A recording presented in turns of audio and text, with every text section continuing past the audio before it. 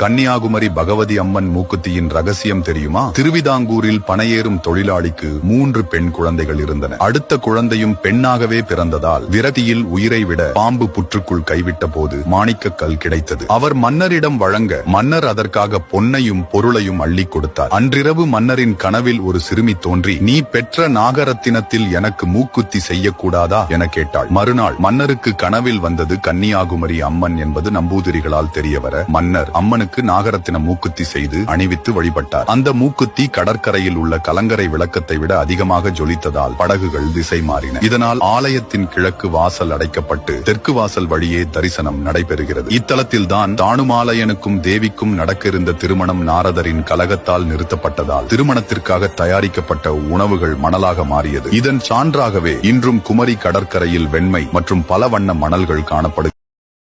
Download ShareChat.